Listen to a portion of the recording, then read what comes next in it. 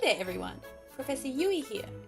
In today's video, we'll be looking at the most recent chapter, chapter 991.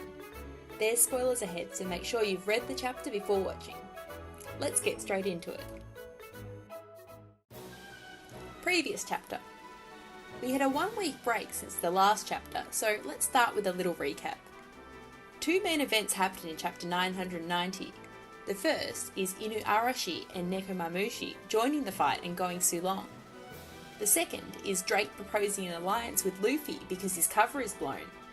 Aside from these two, there were smaller plot points like Fukurokuju being a little bit suspicious, and the Beast Pirates stopping the search for Yamato and going into full crisis mode. That's it for the recap, so now let's dive into this week's chapter.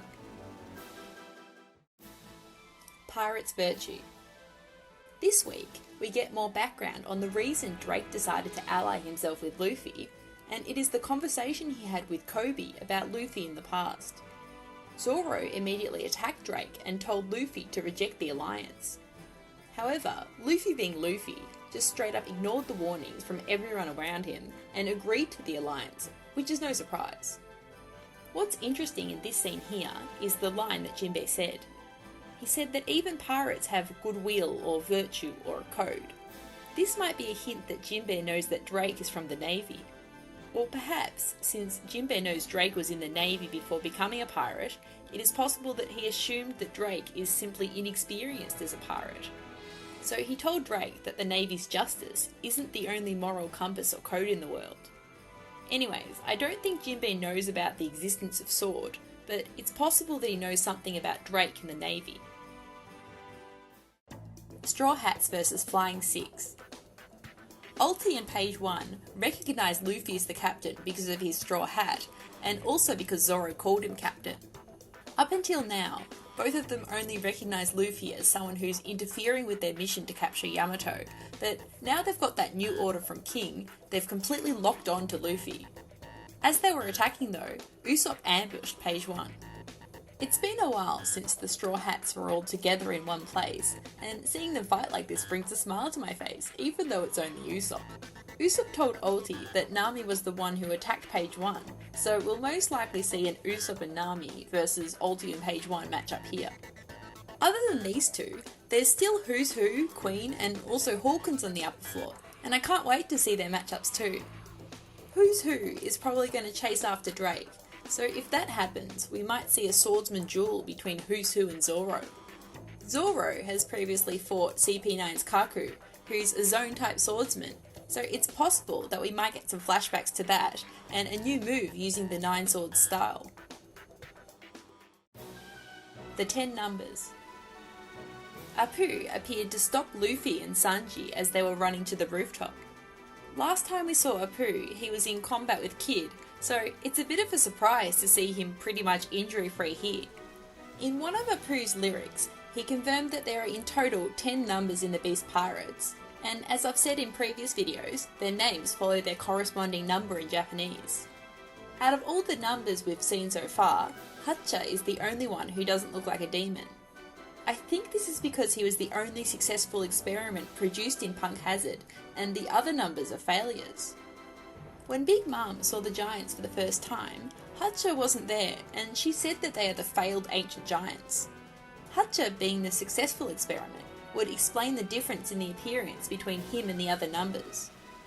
We can also see a hint to this in this panel here, where Hacha first saw Frankie Shogun, and his eyes became heart-shaped, and he started chasing Frankie and acting like a little kid. So far, none of the numbers have spoken a single word, so I reckon they have very low intelligence.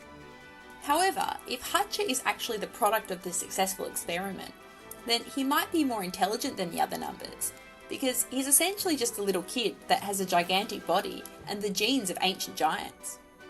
The other numbers are then considered failures, maybe because while the ancient giants' genes injected into them made them very strong, it swallowed their whole personality and consumed them. However, there was also a panel where Jaki was playing with a Brachio tank, like a toy as a kid would do, so this is all just speculation. I guess we'll find out when we see the other numbers, hopefully soon. Queen's Bullets. Queen completely bombarded the whole live stage in the middle of the small fight between Zoro and Drake. It looked like he was using normal bullets at first glance, but Drake was visibly shocked when he realised what the bullets Queen shot might actually be, so it's definitely not normal bullets. The only possibilities I can think of right now is that it might be the Excite bullets which contain the mummy virus that was used by the guards in Udon prison. However, creating new viruses and gadgets is one of Queen's hobbies, so it's possible that it is a completely new thing we haven't seen yet. Drake didn't get shot by the bullets, but the samurais that did get shot seemed to only be in pain. There were no symptoms of becoming a mummy or anything like that, so it's quite likely that it's some new bullet with a different virus inside it. I'm betting my money on coronavirus. Anyways, one interesting thing that Queen mentioned is the fact that he labelled Drake as a spy instead of a traitor, so it's possible that he knows who Drake is working for. Red Scabbards versus Kaido. The fight at the rooftop is escalating, and we finally get to see Kaido and the Red Scabbards have an all-out battle.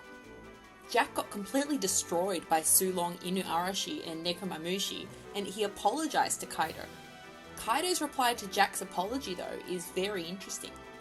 Instead of blaming Jack or getting pissed at him, he said that it was not his fault and that Inuarashi and Nekomamushi are just way too strong, which is a pretty shocking response.